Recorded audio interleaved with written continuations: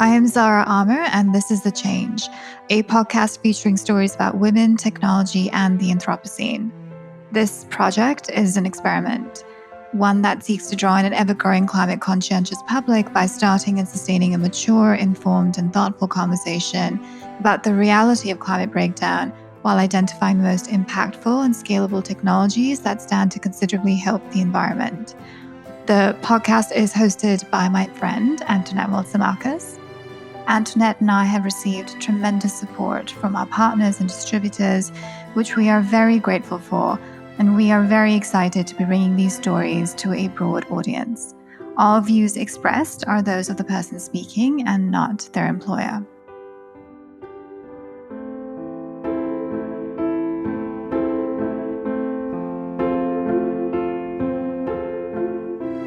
Our guest today is Ina Braverman, who founded EcoWave Power at the age of 24. Under her leadership, the company installed its first grid-connected wave energy array, secured a significant project pipeline of 325.7 megawatts, and became the first Israeli company to ever list on Nasdaq Stockholm. Recently, the company was also listed on Nasdaq US. EcoWave Power's technology was named a pioneering technology by Israel's Ministry of Energy and an efficient solution by the Solar Impulse Foundation. Its project in Gibraltar has received funding from the European Union Regional Development Fund and from the European Commission's Horizon 2020 framework program. Ina was recognized by Wired magazine as one of the females changing the world, by Fast Company as one of the world's most creative people in business for 2020, is the winner of the United Nations Global Climate Action Award, and shortlisted for the EU Prize for Women Innovators of 2020. Ina was previously recognized as CNN's Tomorrow's Hero, Medium.com's 100 Makers and Mavericks, and MSN.com's 30 Most Influential Women of the 21st Century. In this week's interview, I will talk to Ina about the potential of wave energy generation technology, raising capital, female entrepreneurship, and her plans for revolutionizing the renewable energy sector. And now I will hand over to Ina, who will read out her definition of what the words transformative adaptation mean to her. Transformative adaptation for me means basically slowly and gradually taking out the most major kind of source of pollution in the world, which is unfortunately the way that we currently produce our energy. According to the United Nations, 60% of the whole global gas emissions in the world are caused directly by the way that we're producing energy from fossil fuels such as coal and oil and others. So to reach a full transformation, I really am a strong believer in the combination of all renewable energy sources, although I'm not super objective because I'm working, of course, on a wave energy technology. But in the end of the day, I do understand that every renewable energy technology is kind of dependent on Mother Nature. And really, to have a 100% clean, environmentally friendly world, we need to combine the sun and the wind and the waves and tidal energy and every type of energy that we can, because each country in the world has different resources, natural resources for production of electricity, and each country also has these resources available during different days or during different seasons or months. So really the combination of all of them will have a really significant impact on the world. I was wondering if we might start off then with a slow science explanation detailing how wave power is harvested and converted into electricity. So in our technology type, which is an onshore, nearshore technology, we attach floaters to the external sides of structures, such as piers, breakwaters, jetties, and other types of marine structures. The floaters are going up and down with the movement of the waves, and they're pushing a hydro cylinder, which transmits biodegradable fluid into land-located accumulators. A pressure is being built, the higher the waves, the higher the pressure, which is used to turn the hydro motor, turning a generator, and sending the electricity to the electrical grid via an inverter. The whole technology is controlled by a smart automation system, which enables us to have a smooth supply to the grid. And also, when the waves are too high for the system to handle, the floaters automatically rise above the water level, and they stay in the upward position until the storm passes. When the storm passes, they go back to the water and commence operation. That's absolutely fascinating. Thanks, Ina. So tell us a little bit more about the engineering competition in the Ukraine. At what stage in the development of EcoWave Power did you launch that competition, and what were the findings of that? So it was really in the beginning of the company because, as you may know, the company was established by David Leb and I. David Leb is my business partner and he's a serial entrepreneur. Both of us had kind of ideas and concepts, but both of us are not engineers. So we couldn't do sketches or blueprints or anything to make kind of the concept into a reality. And as you know, developing a new product, especially if it's a technology for energy generation, is very expensive. And I was born in Ukraine. I left there when I was 4 years old with my family. And I knew that there's very good engineering capabilities in the Ukraine, and the costs are lower than the costs, let's say, in Israel or in other countries that I was familiar with. So basically, I flew to the Ukraine in order to have the competition where 300 different engineers applied. Everybody kind of gave us their ideas on how to make our concept a reality. Like, how can we actually achieve the definitions that we wanted our technology to do, the practical solutions. And then we chose a team of 5 people, hydraulic engineers, electric engineers, mechanical engineers, and so on. And this team basically did the blueprints and the sketches and the initial design of the system. How does wave power compare with solar or wind power in terms of pricing and performance? So let's start with performance. First, it really depends where you're implementing the technology. Same like wind or solar, if you install it in a location that has significant wave climate, then you, of course, will have also a significant production of electricity. But in general, the advantage of wave power is when you do implement it in one of the suitable locations, then it can produce energy 24/7 around the clock. Because as opposed to solar energy, let's say, when the sun sets at night or in the evening and you produce zero electricity, again, in suitable locations, the wave, they do not disappear, they become stronger or weaker, but the water keeps moving, and then we can produce electricity on a regular basis. Also, wave energy is forecasted to be a very complementary technology both for wind and for solar, because both wind and solar are available during different times a day, and sometimes the fact that you have 100 megawatts of solar connected in the morning and then zero being sent at night, it creates a very negative load on the grid. So wave energy can definitely be used to also smooth this kind of load. 2/3 of the world population are living on the coastline. So with this type of population distribution, also the need for wave energy is undeniable. Plus, according to the World Energy Council, wave energy alone on its own can produce twice the amount of electricity that the world produces now. So that's definitely a very significant amount that is makes the source worth the attention. In terms of the costs are quite comparable to the costs of wind energy, and I believe that in the future the costs will even decrease further. Same like happened with solar and wind, they started at higher cost, and with the time, with the commercialization, the cost went down. So I believe that once we have multiple megawatt farms installed in suitable locations around the world, we will see also a price decrease and a higher adaptation level. So you mentioned that the World Energy Council has predicted that wave energy can produce twice the amount of electricity the world currently produces. When will we see wave energy's potential fully realized, and what prerequisites have to be met before that can happen? So I think kind of there are three main items that are kind of making it harder for wave energy to commercialize. And it's the same kind of difficulties that solar and wind industry have gone through. So it's not something that really scares us, but we understand that we will have to go through it as well. So the first problem I think in our industry that is industry specific is the fact that 99% of our competitors, of the wave energy developers, have decided to go into the offshore. Right away, they decided to build these bulky, huge floaters, put them in the middle of the ocean. It requires ships and divers and underwater mooring and cables. So the whole process became very, very expensive. Also, they didn't really take into account that in the offshore you have waves which are in extreme heights. So unfortunately, no man-made equipment can survive the loads that are caused by this kind of wave heights. Insurance companies saw that this is breaking down so often and so expensive, they weren't motivated to insure wave energy, and environmentalists, which were supposed to be the greatest proponents of wave energy, were actually objecting it because it created a new presence on the ocean floor, which disturbed the marine environment. So kind of the whole industry went into the offshore environment, which was very, very difficult. And this made governments and ports and other coastal cities that were considering wave energy to kind of put it aside as unrealistic at the moment, because they saw that, it's super expensive, it's breaking down, it's not there yet, it's just in its initial R&D phases. So like, why set policies, why set a regulatory framework if the technology is not there yet? So what happened is, even when our company came to the market, and we do have a high technology readiness level, most of the government, cities, ports, they didn't even have the kind of, bureaucratic structure, let's call it, or policies or legal framework in order to implement wave energy, to build it, to connect it to the grid, and so on.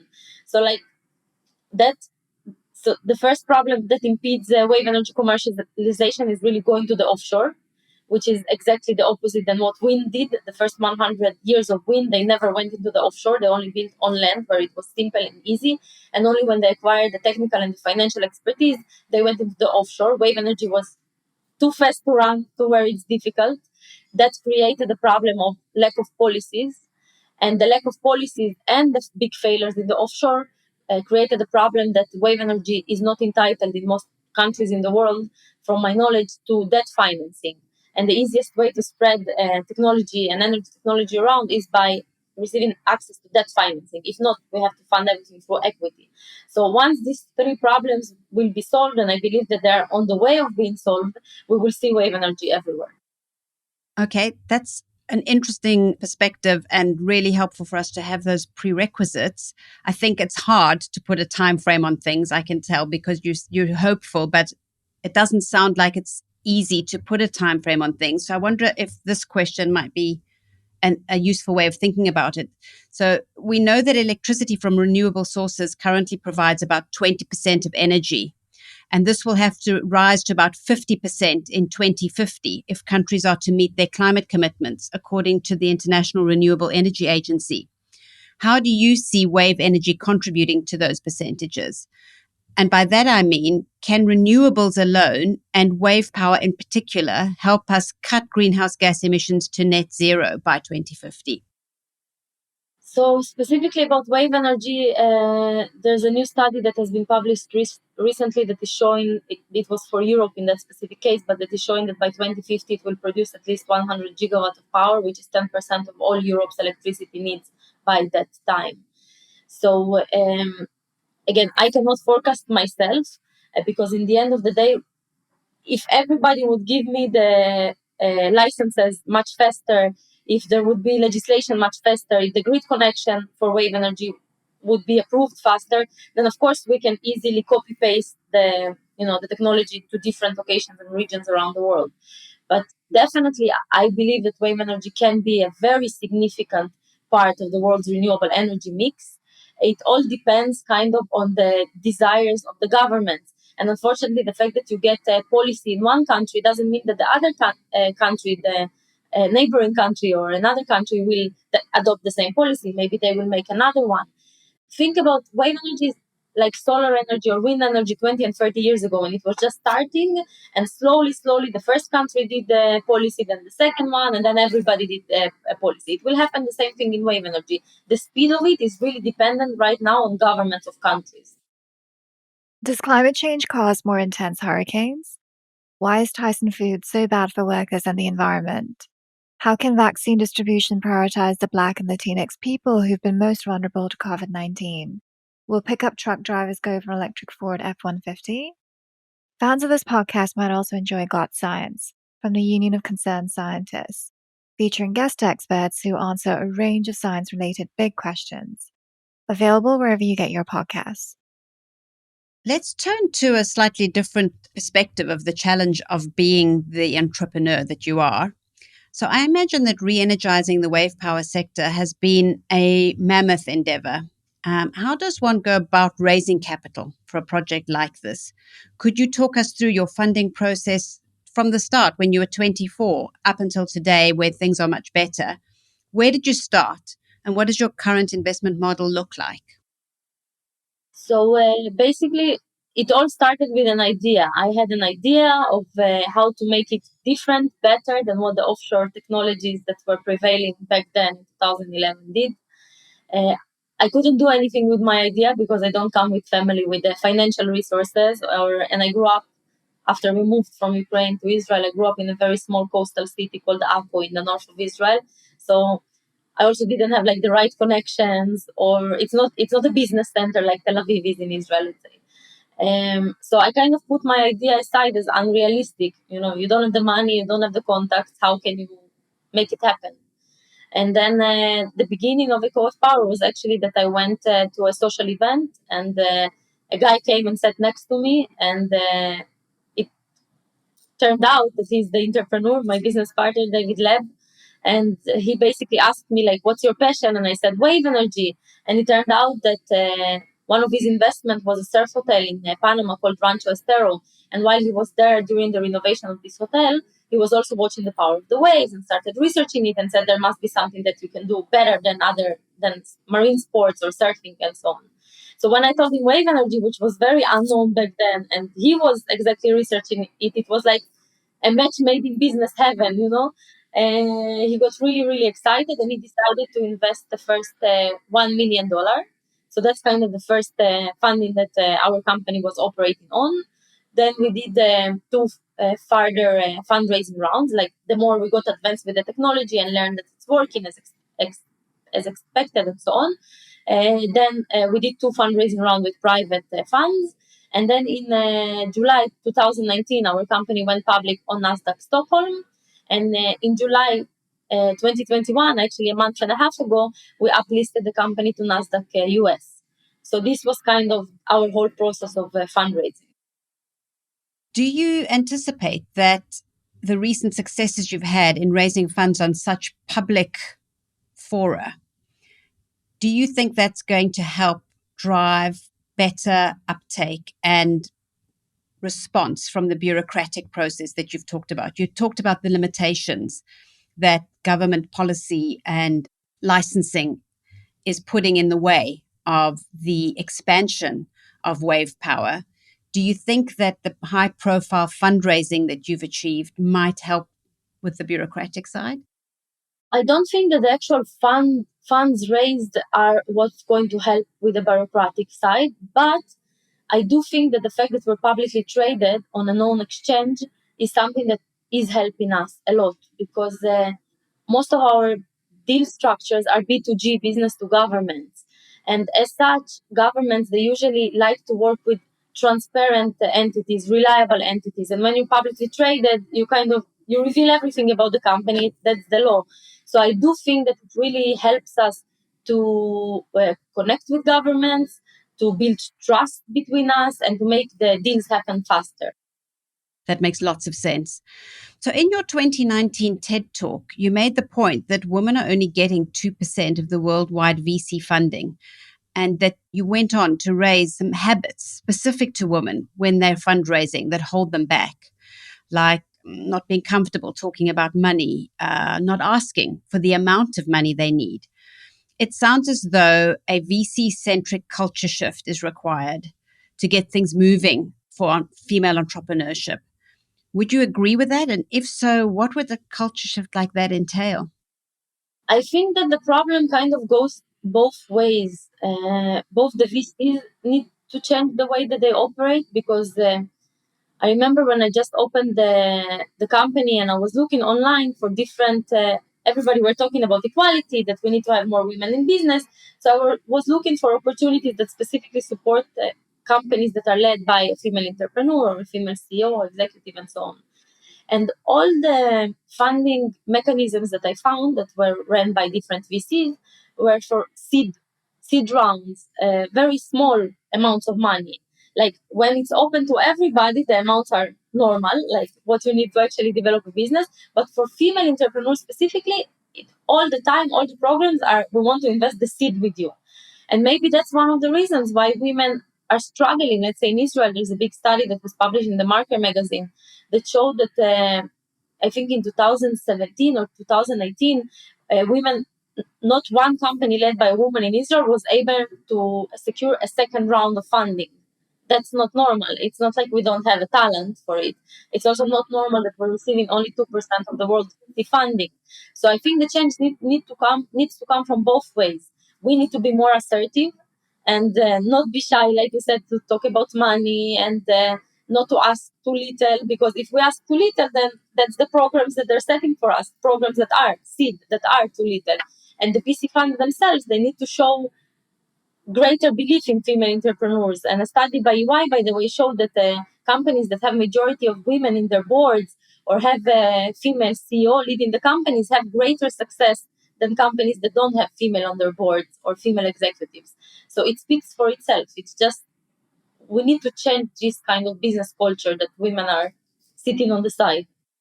I think at the beginning of your answer, you mentioned that it's a two-way street. So is it to do with how women position themselves, or is it to do with the investment community also shifting the way they think about women entrepreneurs? Both. The business community, the VC community needs to invite us and give us a seat at the table. And we as women need to be more assertive. And you know what? Even if we're not invited, show up. I think it needs to really go from both ways. Okay, so moving on to a slightly different power dynamic. When we look at renewable energy, the large and growing demand for electricity and the coming electrification of vehicles will mean that our power sector must get bigger and greener very quickly. And the only way to do that at scale is to ramp up every source of clean energy, as you've already mentioned. If we bring this back to the renewable energy revolution with wave power, how do you see the clean energy space race affecting the balance of power, considering that for the most part of the past century, geopolitical power has been intimately connected with fossil fuels?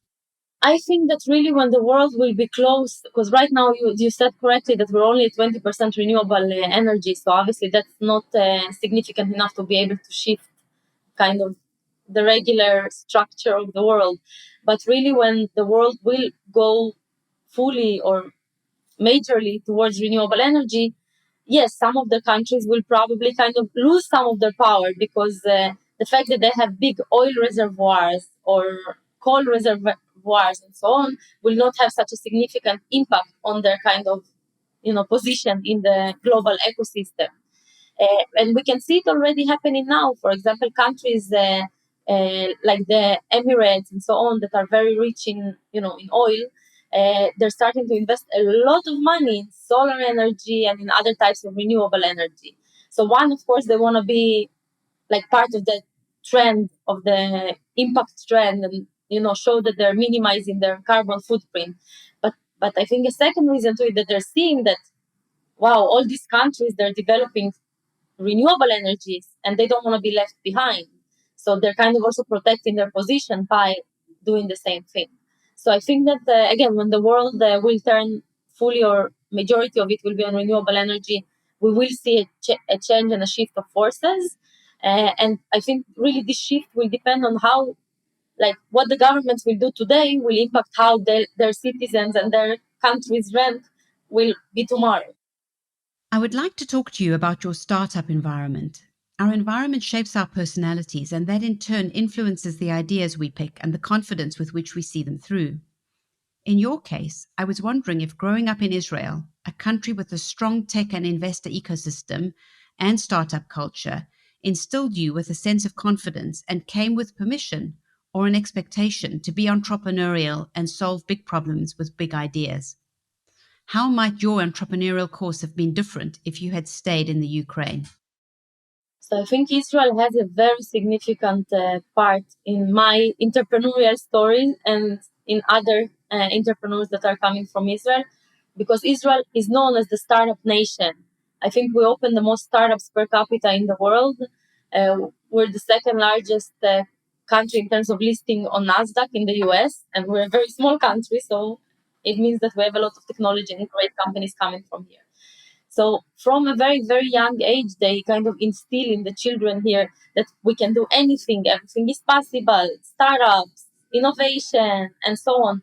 So I really think that that kind of builds a young person's confidence and ability to do something and not be afraid. Plus, I think not only the internal environment has an influence, but also the external environment.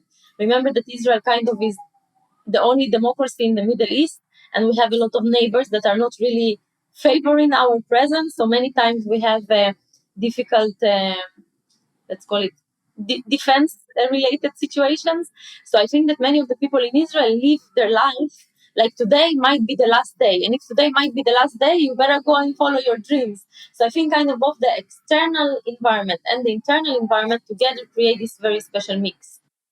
Just going back then to the start of your life's journey in Ukraine, you've told the story on many of your YouTube videos. Energy defined your life from a very young age, in particular, two sources of energy. The nuclear energy accident at Chernobyl almost cost you your life as a baby. So you have firsthand experience of just how monumental the scale of disaster was, and it's clear how that led you down your current path. But before we wrap up, I would be keen to get your insights on modern nuclear energy. We've talked a lot about other renewable energy sources, wave and solar and wind, but we haven't talked much about nuclear energy.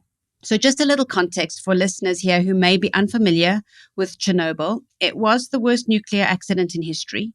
Most recently, HBO's 2019 Chernobyl series captured international attention as it revisited the disaster and also detailed what went wrong. We know that the accident at Chernobyl was the result of two things: a cheap and unsafe Soviet-era reactor. The Soviet design lacked vital safety features included on every other commercial power reactor in the world that would have prevented an accident of this magnitude, and an almost unbelievable confluence of human errors that occurred in precisely the order necessary to trigger the reactor explosion. Considering how the Chernobyl reactor type was never built again and never existed outside of the Soviet Union, and that only 10 remain in use and all have been modified to prevent a Chernobyl-style event, I was wondering what you think about the perspective that modern nuclear energy can play a huge part in saving us from another global catastrophe of unimaginable scale, the climate catastrophe, and that essentially there is no fast path to zero emissions that does not have nuclear's role going up. So first of all, of course, because of my personal experience, I'm not a big supporter of nuclear. I can understand the claim that that nuclear reactor was built in a very old way, was maybe not maintained properly, and so on. I do think that as long as the world has the possibility to produce 100% of its energy from renewable energy, natural sources, this is the path that we should follow. And there's an interesting article by Mark Jacobson from the Henrik Boyle Foundation and the European Union, actually, that the title is the 7 Reasons Why Nuclear Energy is Not the Answer to Solve Climate Change.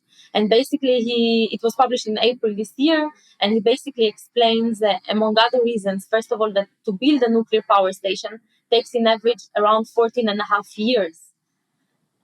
We need a solution right now. 14 and a half years is definitely very, very long time to get the licensing and build a nuclear power station.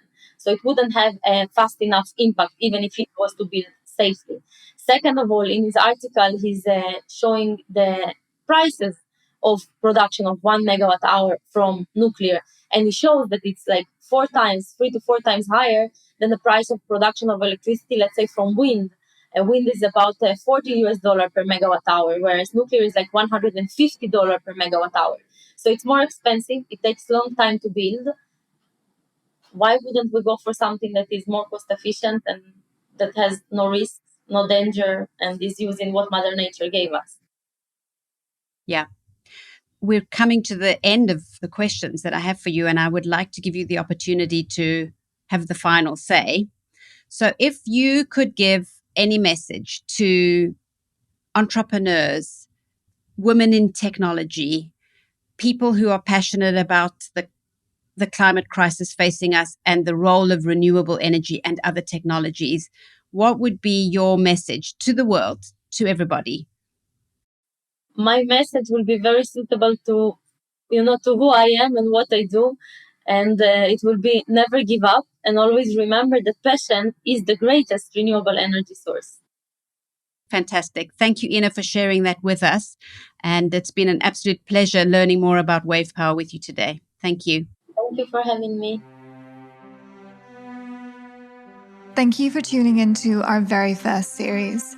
If you liked what you heard, please subscribe. And since we're a new show, please circulate our information with your friends, family, and colleagues. Extra points if you subscribe and throw us a rating.